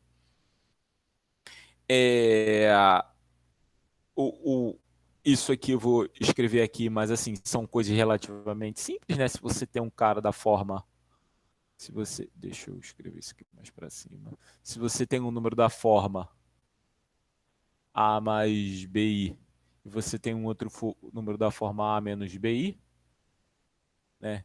Isso é Z barra. Isso é Z barra. Quando eu somo, né? Se eu somar esses Z mais Z barra e dividir por 2, eu vou ter A, né? Que é exatamente a parte real de número complexo. Aqui faltou um I aqui embaixo, né? É 2I aqui, né? Dividido por 2I. Tá? Z menos Z barra, ou seja, Z menos Z barra, ó, Z menos esse vai dar 2BI. Se eu dividir por 2i, vai ficar B só, né? Então, a parte imaginária vai ser isso aqui. Então, também não tem muito mistério. E aí, sim, agora sim, a gente chegou numa parte legal da aula, né? Que é essa parte aqui, forma polar e exponencial complexa. Bom, aí eu acho que o gráfico fala mais do que 1000 palavras. Eu já peguei no GeoGebra esse desenho aqui. E aí, gente, olha só. Se você tem um número complexo qualquer, deixa eu abrir lá. Se você tem um número complexo qualquer, né, o que você tem de interessante aqui? Você tem que esse número complexo ele é unicamente determinado pelo ângulo alfa e pelo tamanho do vetor Z1, aqui, ó, né? Pelo ângulo alfa e pelo tamanho do vetor Z. Então, se você tem um número complexo qualquer, né? Aqui eu só fiz uma explanação sobre aquilo que a gente vê no curso de geometria analítica, né? Que você pode colocar um número real na sua forma polar, que é R cosseno beta mais R seno beta. E isso é enfim, seja lá o que for, é um diffeomorfismo, né? Então, da mesma forma, eu posso levar um C com essas características. R, que multiplica cosseno beta, mais I seno beta, né? Primeira coordenada R cosseno beta, segunda coordenada R seno beta. Colocando R em evidência, isso aqui funciona como coordenada polar. O argumento do número complexo é o ângulo beta, beleza? O argumento de um número complexo B é o ângulo beta. Então a gente tem aqui ângulo beta, norma, né? O tamanho do vetor vai ser o R. E aí as coisas começam a ficar interessantes. Por quê? A gente sabe que cosseno ao quadrado de beta mais seno ao quadrado de beta igual a 1. E isso implica que o módulo de Z vai ser R, correto? Por quê, né? A gente tem que a norma de um Z qualquer aqui, ele vai ser o quê? Vai ser R ao quadrado seno beta mais R ao quadrado seno beta, raiz quadrada disso. A gente coloca o R ao quadrado em evidência, então vai ficar raiz quadrada de R ao quadrado, raiz de cosseno ao quadrado mais seno ao quadrado.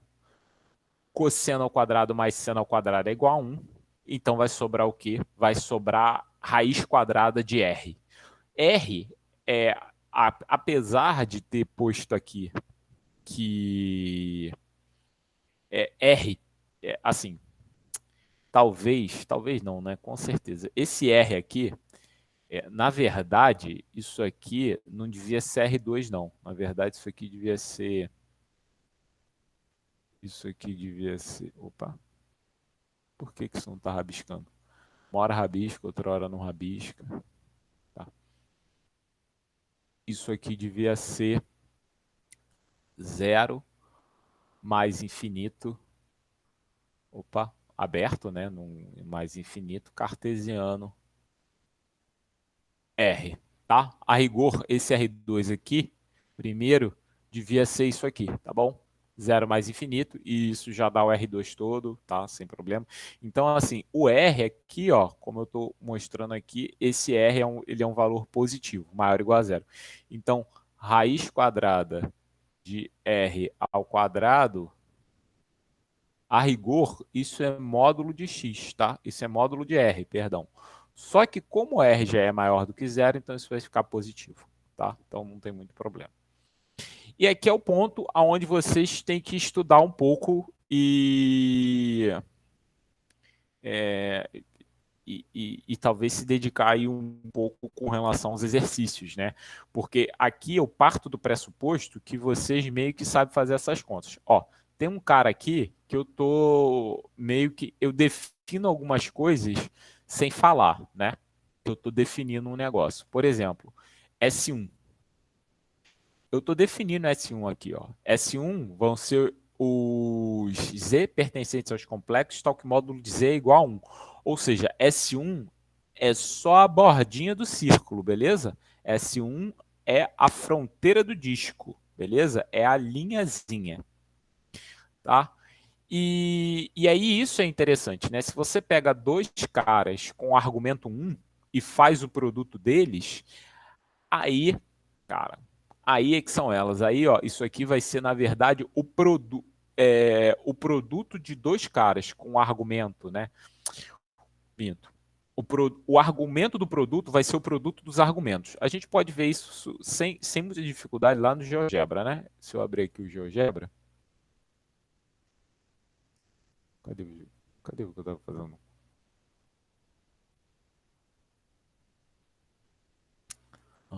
Calculadora, né? Sem muito estresse, né? Vamos fazer o seguinte aqui, ó. Eu vou botar aqui, ó. Cosseno de pi sobre 2, cosseno de pi sobre 2, mais i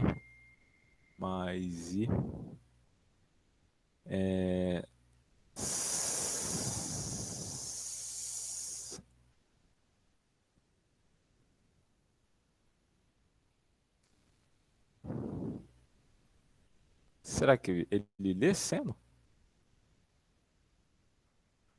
Seno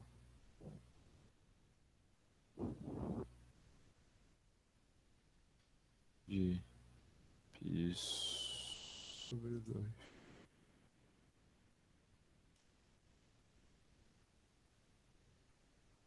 Ah lá, ele não está reconhecendo. Será que ele vai reconhecer o sim? Aí, beleza, tá. Só assim, só para a gente entender aqui, né, que esse cara aqui vai ser isso. Vou botar aqui, em vez de π sobre 2, vou botar aqui π sobre 3, tá?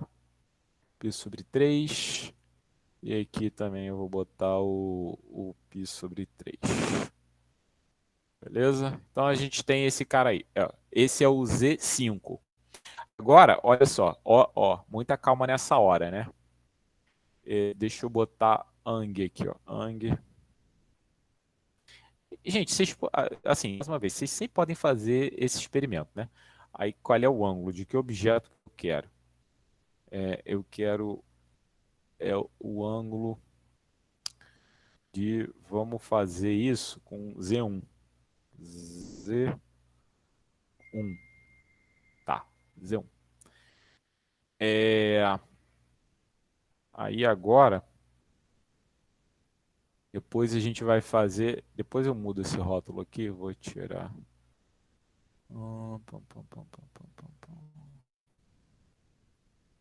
Só o nome, tá? Agora eu vou fazer Z1 vezes Z5. Z5. Aí é 16. Aí aqui, muita calma, eu já vou explicar o que eu estou fazendo. Aí eu vou botar ang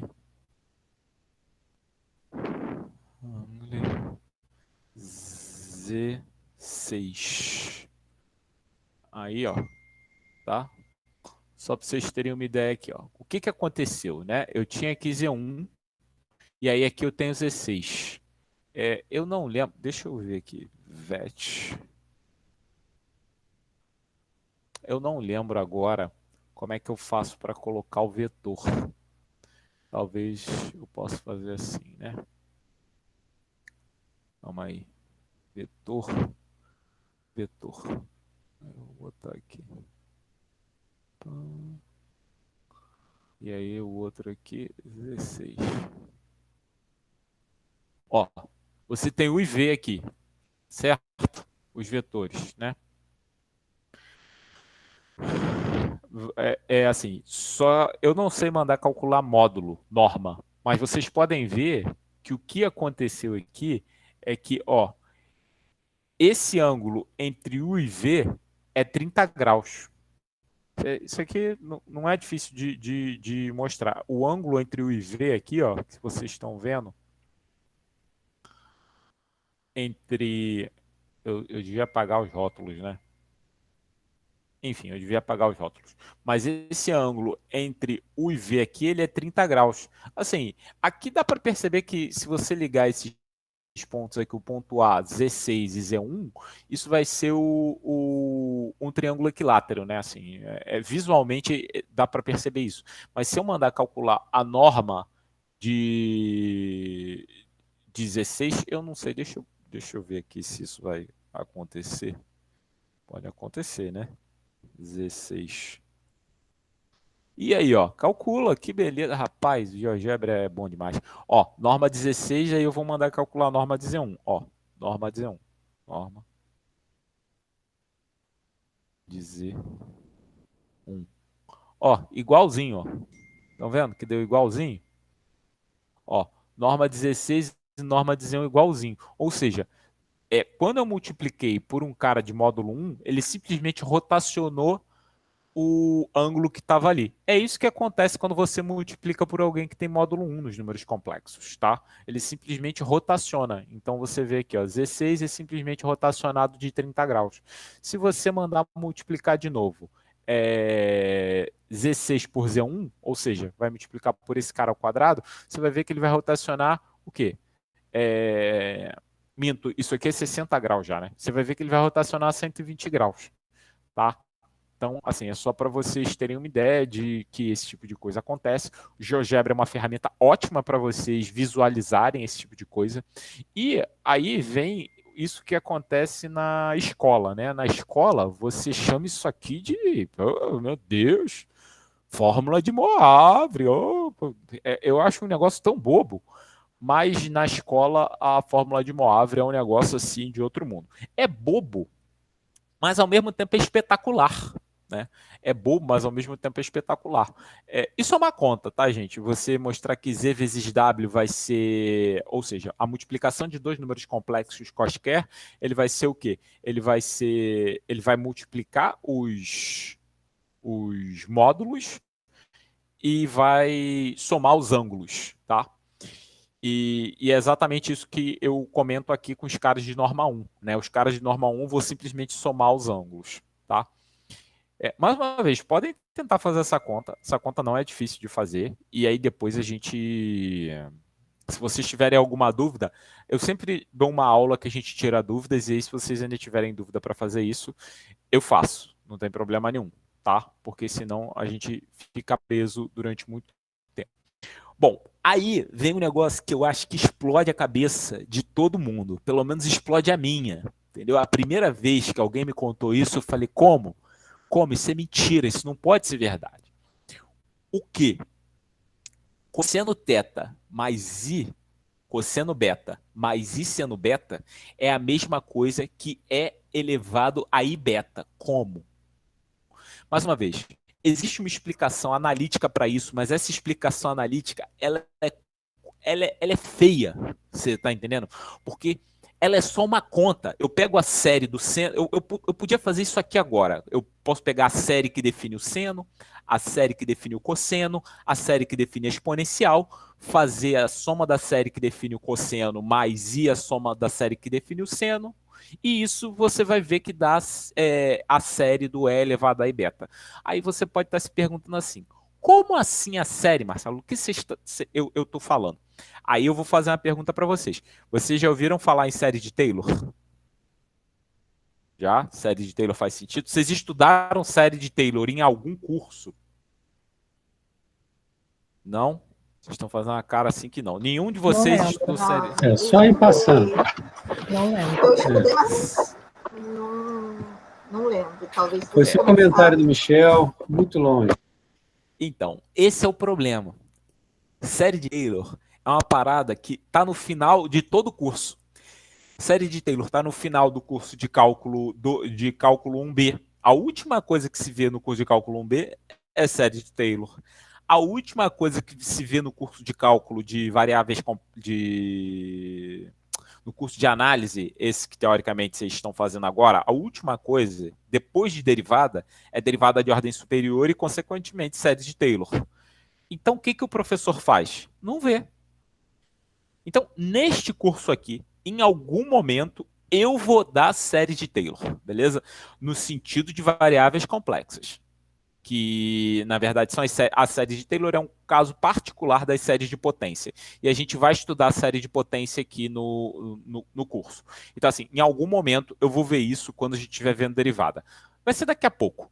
Mas, assim, eu não vou falar, eu não vou expandir essas séries e falar sobre isso agora. Só que o lance, que é exatamente a mágica que eu estou comentando aqui, a mágica é essa. Ó. Imagina o seguinte, se alguém faz uma brincadeira com vocês, vamos fazer uma brincadeira aqui.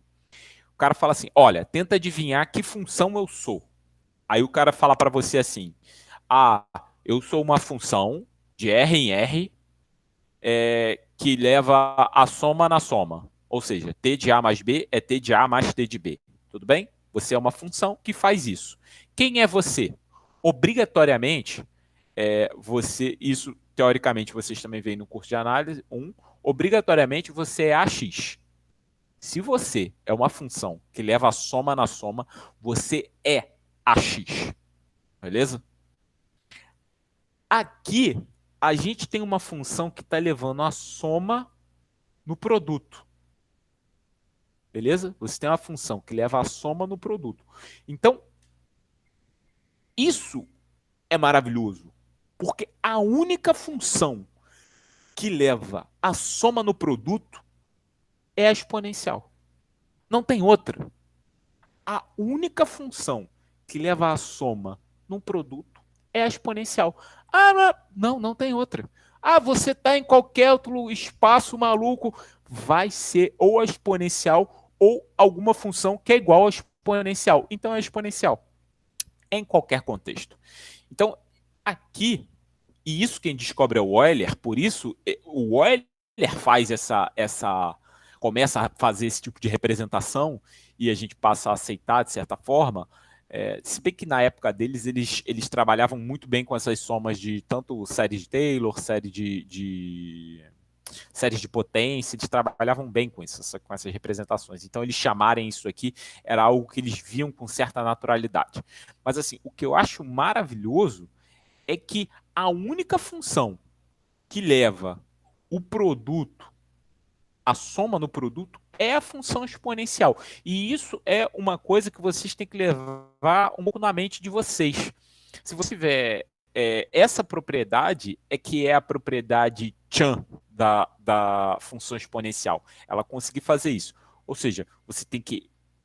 O que eu estou dizendo? Estou dizendo que E elevado a beta mais teta é a mesma coisa que E elevado a beta vezes E elevado a teta.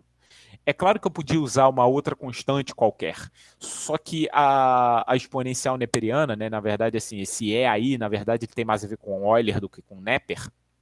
O Neper trabalha mais com a função inversa desse cara, que é o logaritmo neperiano. O E aqui, o Euler passa a enxergar esse cara, e aí, ao invés de ficar trabalhando com cosseno e seno teta, a gente passa a adotar simplesmente isso daqui como sendo a minha forma polar. Sempre que eu escrever E elevado a I beta ou E elevado a I teta, alguma coisa assim, eu vou estar me referindo a cosseno teta mais I seno teta. Isso é maravilhoso. E isso gera a equação mais bonita da matemática. Qual é a equação mais bonita na matemática eleita numa pesquisa com diversos matemáticos do mundo todo? E elevado a I π mais 1 igual a zero. Isso aqui é a equação, na verdade, assim, a minha letra não permite, por isso eu vou escrever no PowerPoint aqui bem grande, para todo mundo ver, né? Que aqui, ó, elevado a, elevado a I π mais 1 igual a zero. Essa equação aqui que eu estou escrevendo, ela é a equação eleita, né? A fórmula matemática eleita, a fórmula mais bonita por dentre os matemáticos, tá? Então, essa equação aqui que eu estou botando grande para todo mundo ver, foi eleita numa pesquisa feita em diversas universidades, com diversos matemáticos, como sendo a equação mais bonita da matemática. E né? Porque você está dizendo o seguinte, que é cosseno θ, né? Ou seja, cosseno de π mais I seno de π é igual a quanto? 1, né? Cosseno de π é menos 1, então isso aqui vai ser menos 1 mais 1 igual a zero. Então, essa equaçãozinha aqui foi eleita uma das formas mais bonitas da matemática. E né, mas, gente, olha só, isso aqui está usando o número imaginário, está usando π, que é uma das constantes mais, né, interessantes da matemática. Está usando o né, que também é outra constante famosa na matemática, mais 1, né, a unidade, e isso dá zero, né, o elemento neutro da soma. Então, assim, você tem todos os números, digamos assim, mais relevantes da matemática, no certo sentido, envolvidos nessa equação. Eu teria um quadro, e se eu fosse tatuar alguma coisa, hoje em dia eu pensaria seriamente em tatuar isso aí. Só que eu não vou tatuar meu corpo, eu já tenho, né, já sou um senhor, né, e um senhor já não precisa mais de fazer tatuagem, mas certamente faria uma camisa qualquer dia desses. Essa equação é muito bonita mesmo. Tá? E vem dessa estrutura, né? E vem literalmente dessa estrutura. Mais uma vez, a gente vai ver isso analiticamente em algum momento, mas é importante que a estrutura fique, tá? Fique, beleza? Então, eu faço um comentário aqui, exatamente, que é o comentário interessante, né? Que, assim, você tem que esse tipo de coisa satisfaz essas características aqui. Por exemplo, f vezes, considerando essa função aqui, se isso faz isso, então f vezes r θ seria igual a f de θ elevado a r, para todo r pertencente ao chiasto. Bom, enfim, o importante aqui é ficar um pouco na nossa cabeça esse e elevado a i beta. Isso vai ser igual a cosseno beta mais i seno beta. Beleza? Isso é importante ficar. Agora, eu não sei se vai... Eu vou parar para vocês me perguntarem alguma coisa. Vocês querem me perguntar alguma coisa?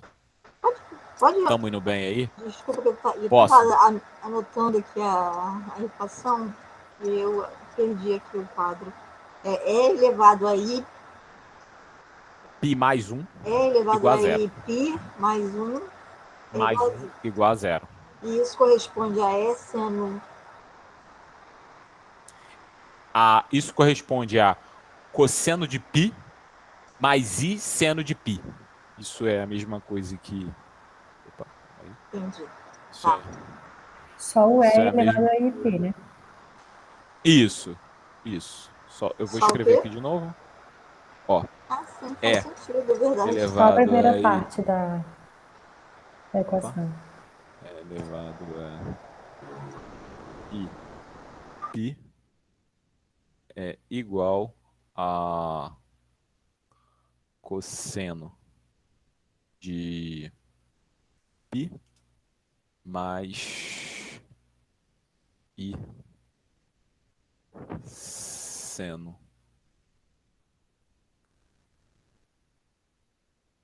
π, tá? Então, em essência, vamos separar em essência é isso, né? Cosseno de π é menos 1, seno de π é 0, menos 1 mais 1, 0. Então a gente tem isso. Mas, mais uma vez, essa daqui de cima isso é um negócio de louco. De cima é um negócio de louco. Beleza? Então, vamos lá. Só, mais uma vez, vocês querem me parar para alguma coisa? Porque, assim, agora eu vou comentar sobre a ideia de raízes da unidade e progressão geométrica. E aí a gente vai fechar a aula de hoje. A aula de hoje foi meio tensa, assim, ela é relativamente grande, mas é para a gente fechar essa parte algébrica, sabe, dos números complexos. Aí, quais seriam as cenas dos próximos capítulos? Mais uma vez, aqui eu comento exatamente isso, né? Que z elevado a n, ou seja, todas as raízes enésimas da unidade, quando a gente tem essa estrutura aqui do e elevado a i beta, e aí eu olho para o z elevado a n, isso se torna mais simples. Porque o que acontece, né? Você está olhando para um z elevado a n, a norma desse z elevado a n é 1. Então, assim, a norma de z é 1. Eu estou pensando exatamente isso. A norma de z é 1. Se a norma de z é 1, então simplesmente eu só tenho que olhar para o e elevado a i beta sendo igual a 1. Né? Para que valores de beta isso acontece? Bom, mais uma vez, você tem isso aqui. Ó. Você tem é elevado a I beta vezes N. Parei de apresentar, né? Já vi aí que parei de apresentar. É elevado a beta N é igual a 1. O que é 1? Ó, calma aí. Vou voltar a apresentar rapidamente. Tela inteira. Permitir. Primeira observação que a gente tem aqui é que o módulo de Z é igual a 1.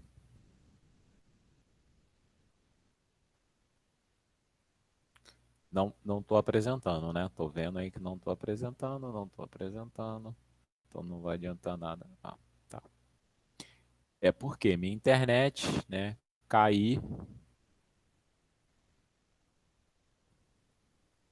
Tá, agora estou apresentando, né?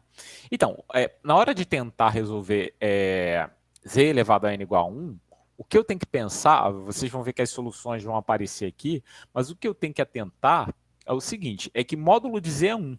Então, o Z, na verdade, que eu estou olhando, é um E elevado, mais uma vez, a I beta vezes N é igual a 1. Certo? Só que o que é o 1, na verdade? O 1, na verdade, ele o 1 ele tem o cosseno de 0, né? Na verdade, ele é o cosseno de 0 e 2kπ, né? Porque se você olhar no plano complexo, vamos abrir aqui o GeoGebra, né? O cosseno de 0, ó, deixa eu tirar todo mundo daqui. Rapaz, ó, só.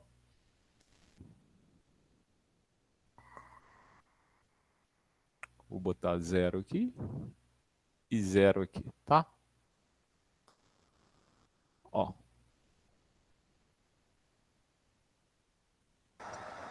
Ó, é 1, tá vendo? Esse beta que você bota aí no expoente é para qualquer valor que eu queira, né? Isso. É resolver uma equação exponencial. Lembra aquelas equações exponenciais que a gente resolveu no ensino médio? Sim. O ponto é o seguinte, ó. Cosseno de 0 mais seno de 0, né? Assim, cosseno de 0 mais seno de 0 vai dar isso. Mas você concorda que se você colocar qualquer 2k no lugar de 0, ou 2k vezes π, na verdade, né? Se eu colocar qualquer 2k vezes π no lugar de 0, todos eles vão parar aqui. Então, quando eu olhar para essa equação aqui, quando a gente olhar para essa equação aqui, você tem que 1 vai ser, na verdade, isso é qualquer 2k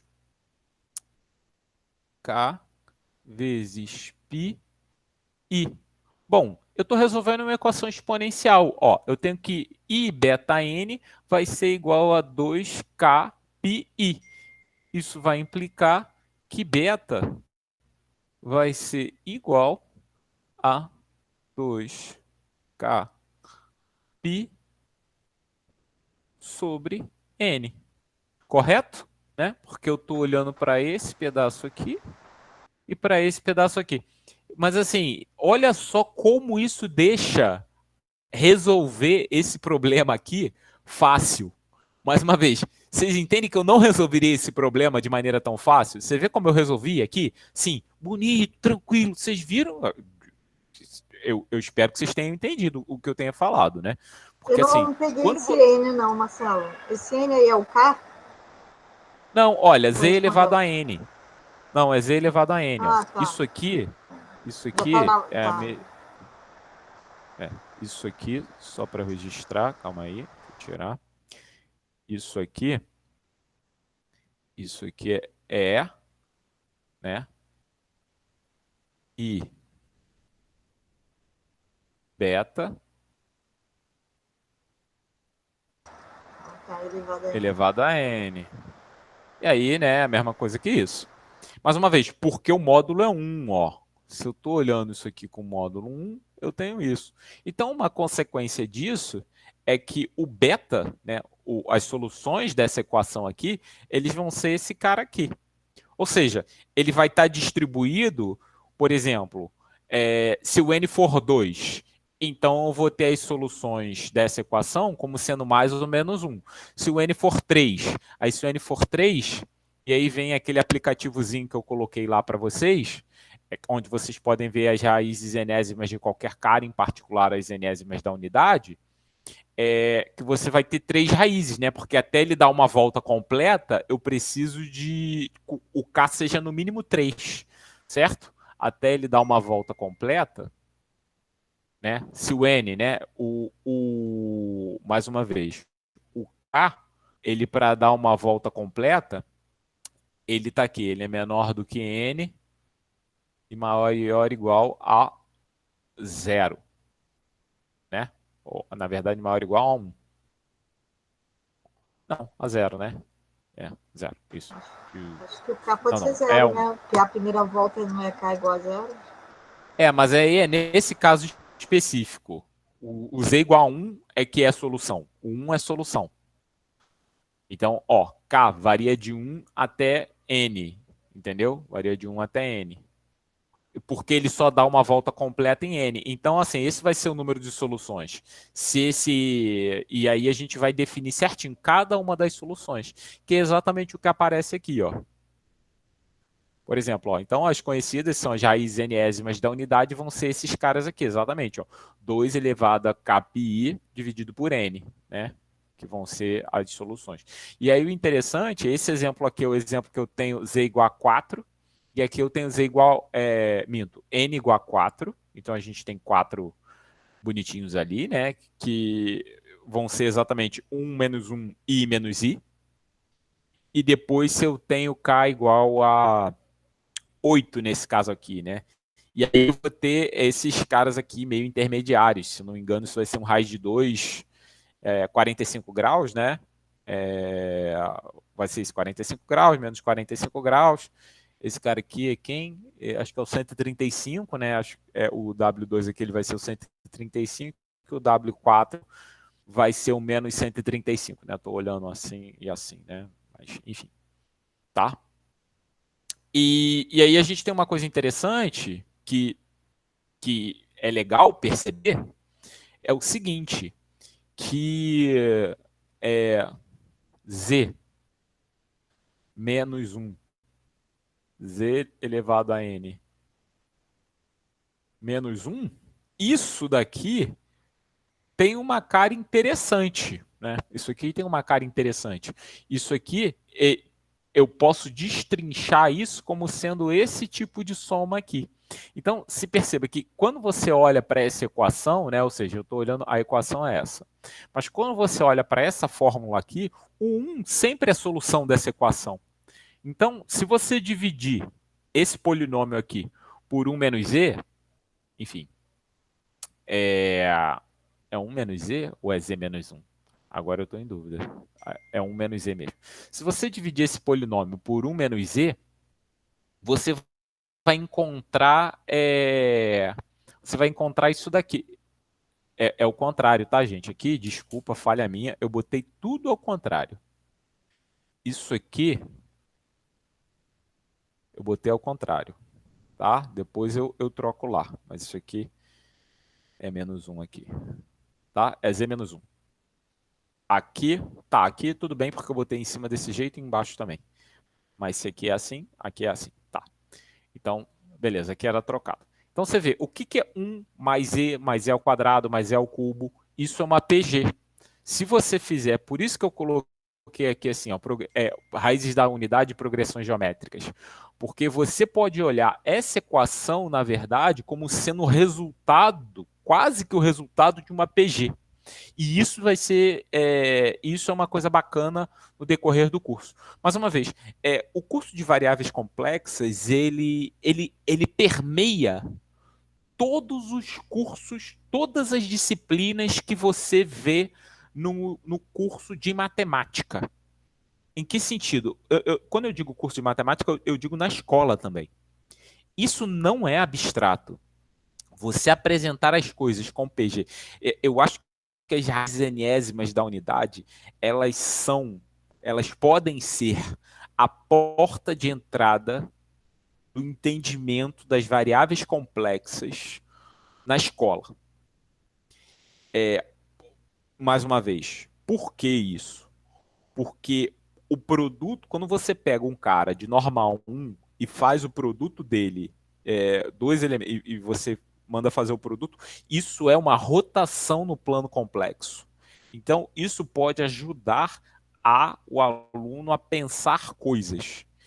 Você tem PG, mais uma vez, você tem raízes de polinômios. Então, assim, tudo as raízes enésimas da unidade, elas são coisas interessantes que você pode trabalhar na escola, de maneira geral. Envolve geometria, envolve álgebra, envolve aritmética. Então, assim, é um contexto bem geral dentro da escola. Então, assim, os números complexos, a apresentação das raízes enésimas da unidade, que é uma das coisas que a gente está trabalhando aqui, é algo que a gente pode levar para a escola, de maneira geral, tá? E aí, eu apresentei esse exemplozinho aqui, aí depois eu termino o capítulo com isso, né? Eu apresentei esse exemplozinho aqui. O interessante desse exemplo é que isso aqui é uma equação biquadrada. Lembra? Biquadrada? E aí você podia pensar assim, como eu resolvo essa equação biquadrada, né? Você pode fazer o quê? Você pode chamar o z ao quadrado de y, aí transformar isso numa equação do segundo grau e fazer conta. Só que o aluno, né, aquele aluno um pouquinho mais espertinho, se já tiver visto no contexto de raízes enésimas da unidade, pode enxergar isso aqui, você pode falar assim para mim, Marcelo, o aluno nunca vai ver isso. Não tem problema não, mas você ensina, porque olha só que coisa bacana. Isso daqui, na verdade, você pode olhar como as raízes seisésimas da unidade dividido pelas raízes doisésimas. Como você... E ele é esse cara aqui. Ou seja, a solução dessa biquadrada aqui, ela vai ser as raízes doisésimas da unidade, com exceção do 1 e do menos 1. Certo? Com exceção do 1 e do menos 1, porque o 1 e o menos 1 vão zerar esse denominador. E essas duas equações, né, digamos assim, essas funções, elas são iguais, a menos onde o denominador dá problema.